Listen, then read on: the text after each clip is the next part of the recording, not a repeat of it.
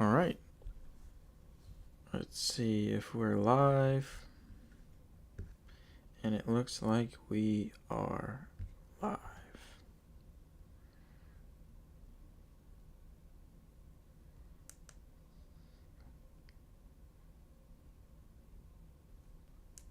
Quick audio check. If I can get to the right video.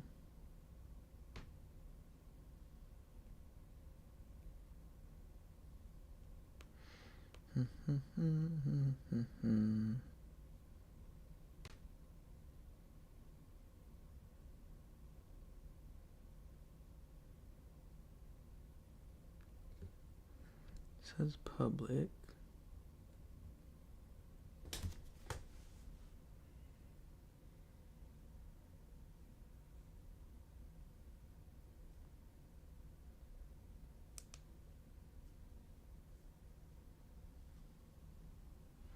Can y'all hear me?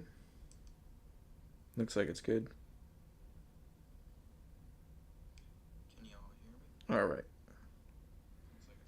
Sanity check complete.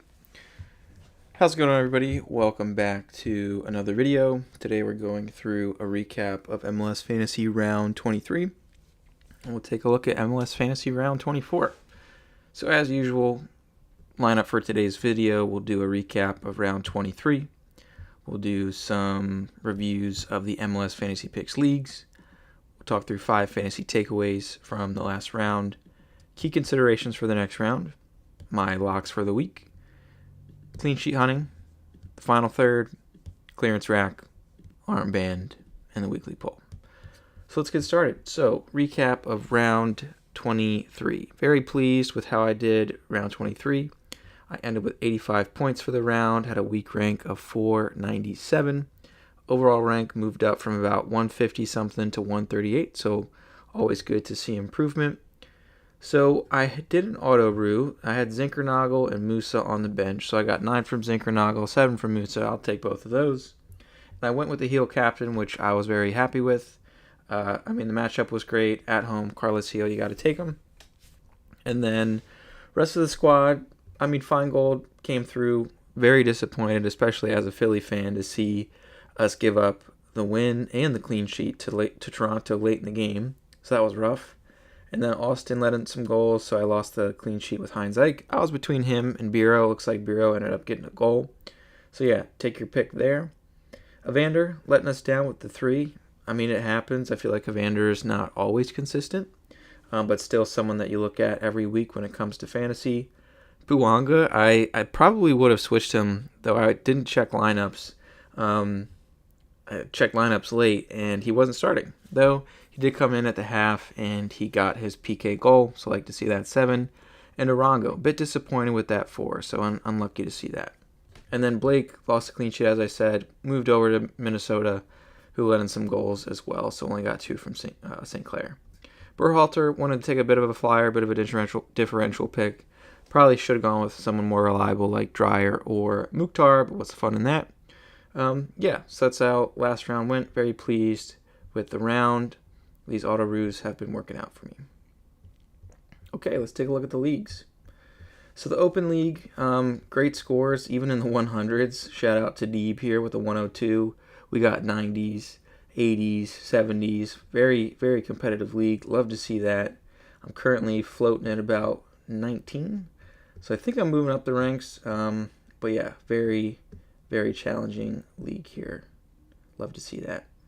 All right, so Open League and then Head-to-Head League. We're in week 23. What's the schedule looking like? This league's been messed up for a while now. I can't even look at my head-to-heads. So we'll see when playoffs come. But yeah, only 6 points behind the leader. So very tight in our head-to-head league. Love to see that. All right, so taking a look at the 5 fantasy takeaways. As I said before, Heel, still a strong floor. You got to take a look at him when they're at home and a good matchup. I know he's sort of fallen off our radar as we've had a lot of good midfielders this season. But when the matchups are right, Heel is definitely the guy. Same for Martin Ojeda.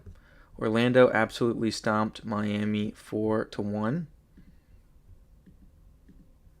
Muriel even with 2 goals and an assist. But Ojeda, he's got those key pass bonus points, shots, goal, and assist. He's a solid look. Even Pasalic got 9 points here.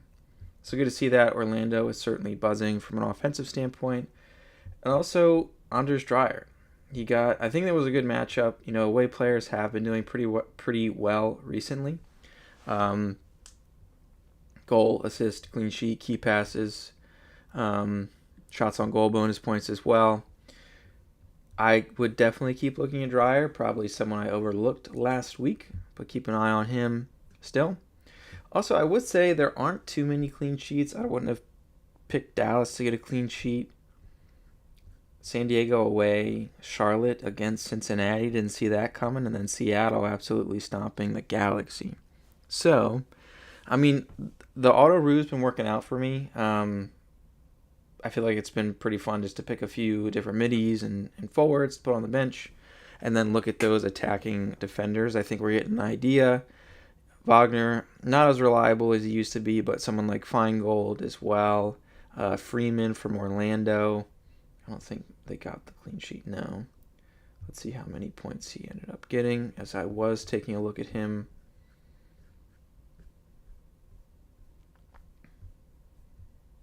Where is he? Did he not play? There he is. 2. So yeah, I'm still going to keep taking a gamble at those more attacking defenders. And then, taking a gamble. Look for those big plays from the bench from the midfielders and forwards. All right, so that is, I guess one more learning. Is it Jack McGlynn watch? Let's take a look. McGlynn with 19 points last week. Very impressive. 7 before. So keep an eye on McGlynn. They are away at the Whitecaps. Definitely popped off. So keep an eye on McGlynn. 7, 4, 7, 19. It's a pretty decent trend. Keep an eye on it. You got some good matchups like San Jose and St. Louis coming up. So just keep an eye on old Jack McGlynn there. All right, so that's key considerations. Let's move into key considerations for the round. We do have U.S. Open Cup and Canadian Championship games this week. So I think the Union are playing tomorrow night against the Red Bull. And then I think it's like a makeup game due to weather. And the Canadian Championship, I believe Vancouver are competing in. So just keep an eye if there's any rotation. All teams playing. Majority on Saturday. This week we got 3 games on the Sunday. And then, as always, keep an eye out on player availability and discipline. So moving on to player picks for round 24. My locks for the week, these are guys that I am not subbing out, most likely captaining. First up for defense, could it be a crazy pick? I don't know. But I'm going with Sealy. I feel like it's a good matchup at home against DC. Montreal could easily let in some goals, but I like the chance here, the attacking upside that Sealy brings as he's playing out of position, not in that defender role, more of a striker, winger, wingback type of role. And then for midfield, my locks for the week, as someone I mentioned before, Carles Heel at home against LAFC, and then also Martin Ojeda. Orlando, a nice matchup at home against SKC. And that's it. I think forwards are a bit more, I don't know, taking a lot of different looks at forwards this week. So when it comes to clean sheet hunting, I'm not a huge fan of too many clean sheets this week, though I do like Orlando. This is probably going to be my keeperoo, a Galese to, I guess Galese should be on the bench. So I would do a Galese to Takaoka, keeperoo. Preview that Orlando game, see how they do against SKC. And if that doesn't work out, go to Takaoka. So when it comes to the defenders, also not a huge fan of too many this week, but like I said, Sealy, I think someone else I'm looking at is Feingold. LAFC are a bit, It's hard to bet against Bouanga, so they most likely will score, but I feel like I'm just calling out Feingold from his attacking upside here. And of course, so I'm definitely looking at is Freeman for the attacking upside plus the clean sheet chances. So I'm not looking at too many defenders this week. I like Vancouver. I like Orlando. I like New England. I mean, looking at these matchups, I feel like Galaxy's been clicking a bit more, though they didn't score last week. Red Bull and Philly, it's always a rivalry, so I'm sure there's going to be some goals. Charlotte's not been as reliable. Austin, potentially.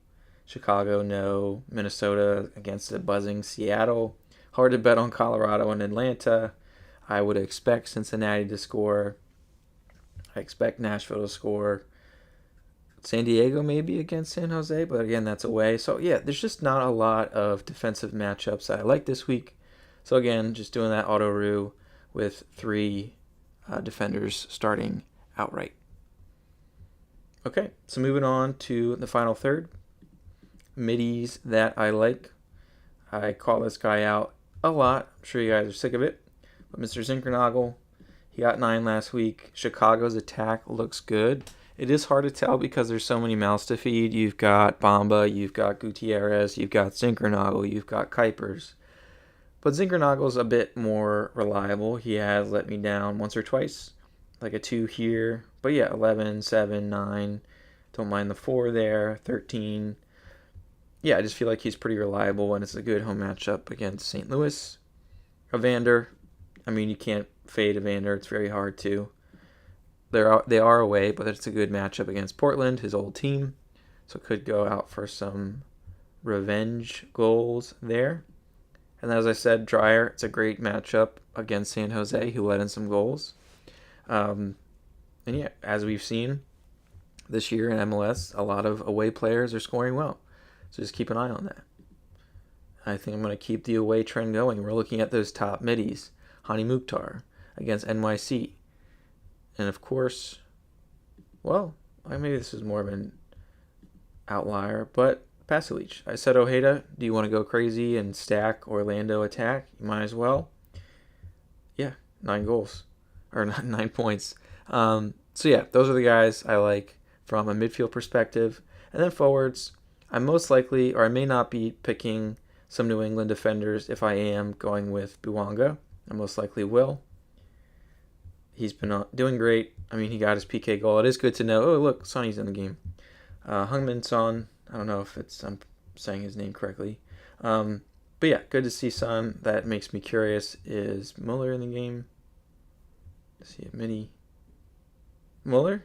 There he is. 11 mil. All right. Love to see that. Who else do we got? Inter Miami. DePaul.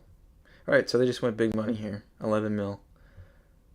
All right, so yeah, good to see these guys. And then there's the striker from Columbus. Do not see him. So they added some big names to the game. So I love to see that. Sorry, I just got sidetracked. Yeah, I like Bouanga. So I most likely won't be picking New England defenders if I'm going with Bouanga. But because I was looking at Vancouver, that's why I was looking at Brian White. 10.10. He's in a good bit of form at home against Houston. I like White. I'm looking at Suarez mainly for the matchup. Early guy you could put on your bench.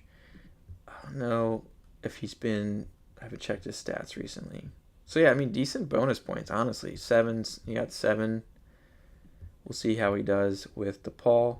Could be a good flyer pick against Galaxy. Throw him on your bench. See what he does. And then Surridge as well from Nashville. I think he's been a bit of a lull, but that's sort of how Surridge is. He was on a really good hot streak there. And then just a couple of 2s. Hate to see that. Quite goal dependent Surridge is. And then Chucky Lozano. I think he's been doing well. Some goals in the last few games. Getting back up to a higher amount of minutes, but again, looks like he's getting subbed a bit. So could be some risk there. Okay, so that wraps it up for the final third. Let's take a look at the clearance rack. So clearance rack recently, I'm just focusing on those teams that I like where you could save a bit of money. I don't think I would ever recommend Schlegel unless the time or the matchup was right, but he's 6.1, and if you're just clean sheet hunting, could be a decent option. And then Udvik for Vancouver, 6.5, I believe.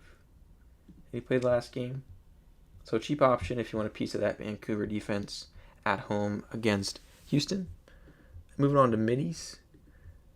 An attack I mentioned before. It's hard to tell who's going to hit, but Jonathan Bamba, only 7.4, 9 points last week.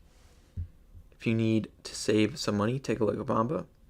And then I don't know if this is more of a differential than a cheap play, but Miranchuk, I feel like has been scoring quite well the past couple of games. 9, 10, some good. So yeah, he's getting bonus points if he gets a goal. I feel like he's worth a look, and they are playing Colorado. Those awesome guys. And then finishing out with forwards, some cheap options. Danny Musovski. We've caught him out before. You got to take a look at Seattle's lineups. They do rotate a lot. Musovski hits when he hits, and he doesn't when he doesn't. So it is a gamble, but Seattle has been clicking quite well. And then finishing out with another random pick.